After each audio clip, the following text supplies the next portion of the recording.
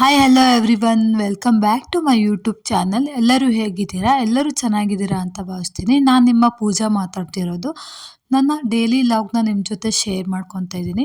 ನಾನು ಸುಮಾರು ದಿವಸಗಳಿಂದ ನನ್ನ ಲಾಗ್ನ ಶೇರ್ ಮಾಡ್ಕೊಳಕ್ಕೆ ಆಗಿರಲಿಲ್ಲ. ಹಾಗಾಗಿ ಇವತ್ತಿನಿಂದ ನನ್ನ ಹೊಸ ಲಾಗ್ನ ಅಪ್ಲೋಡ್ ಮಾಡ್ತಾ ಇದ್ದೀನಿ.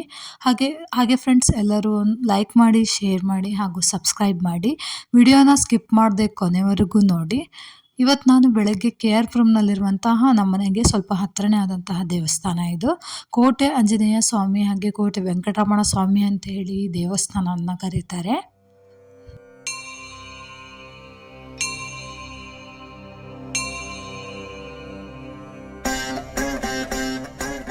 ಈ ದೇವಸ್ಥಾನದ ವಿಶೇಷತೆ ಏನಪ್ಪ ಅಂದರೆ, ಇಲ್ಲಿ 3 ದೇವಸ್ಥಾನಗಳು ಒಟ್ಟಿಗೆ ಇರುವಂತಹ ದೇವರುಗಳಿವೆ.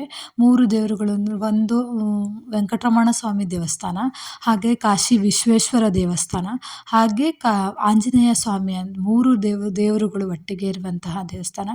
ಇಲ್ಲಿ ಪೂಜೆನೂ ಕೂಡ ತುಂಬ ಚೆನ್ನಾಗಿ ಮಾಡ್ತಾರೆ. ಹಾಗೆ ಇಲ್ಲಿ ಬ್ರಹ್ಮರಥೋತ್ಸವ ಅಂತೇಳಿ ನಡೆಯುತ್ತೆ. 3 ದಿನ ತುಂಬ ಚೆನ್ನಾಗಿ ಆ ರಥೋತ್ಸವ ನಡೆಯುತ್ತೆ. ಹಾಗೆ ದೇವ್ರನ್ನ ಯಾವಾಗೂ ಕೂಡ ತುಂಬ ಚೆನ್ನಾಗಿ ಅಲಂಕಾರ ಮಾಡಿರ್ತಾರೆ. ಇಲ್ಲಿ ವೆಂಕಟರಮಣ ಸ್ವಾಮಿ ದೇವಸ್ಥಾನಕ್ಕೆ ಬಂದೆ ನಾನಿಲ್ಲಿ. ಇಲ್ಲಿ ಒಂದು ಮದುವೆ ನಡೀತಾ ಇತ್ತು. ತುಂಬ ಸಿಂಪಲ್ಲಾಗಿ ಒಂದು ಮದುವೆ ನಡೀತಾ ಇತ್ತು. ಇವಾಗಿನ ಕಾಲದಲ್ಲಿ ತುಂಬ ಕಡಿಮೆ ಈ ಥರ ಮದುವೆ ನಡೆಯೋದು. ಈ ಥರ ಒಂದು ಮದುವೆ ನೋಡಿ ಸುಮಾರು ದಿನ ಆಗಿತ್ತು. ಹಾಗೆ ನೋಡಿಕೊಂಡು ದೇವರ ಆಶೀರ್ವಾದವನ್ನು ತಗೊಂಡು ನಾನು ಅಲ್ಲಿಂದ ಆಂಜನೇಯ ಸ್ವಾಮಿ ದೇವಸ್ಥಾನಕ್ಕೆ ಬಂದ್ವಿ.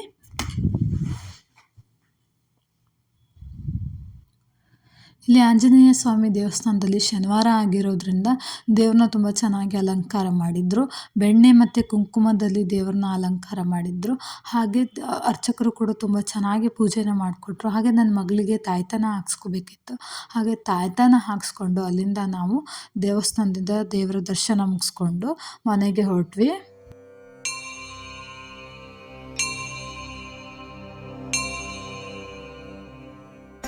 ಆನಂತರ ನಾನು ನೆಕ್ಸ್ಟ್ ಡೇ ಲಾಗ್ನ ನಿಮ್ಮ ಜೊತೆ ಶೇರ್ ಮಾಡ್ತಾಯಿದ್ದೀನಿ.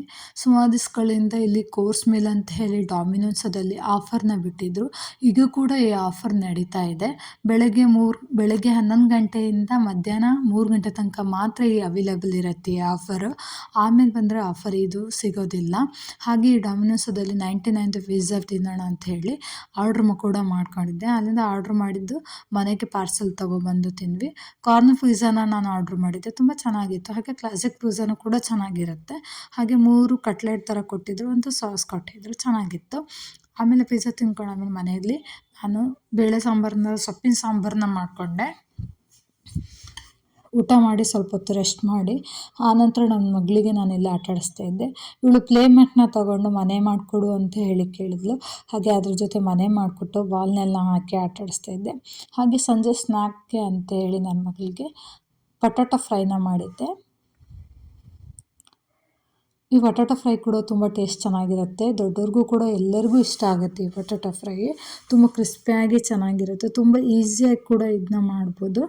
ಇದೇನಾದ್ರು ಬೇಕು ಅಂತ ಹೇಳಿದರೆ ರೆಸಿಪಿನ ಶೇರ್ ಮಾಡಬೇಕಂದ್ರೆ ಕೇಳಿ ಕಮೆಂಟ್ ಮೂಲಕ ನಾನು ನಿಮ್ಮ ಜೊತೆ ಶೇರ್ ಮಾಡ್ಕೊತೀನಿ.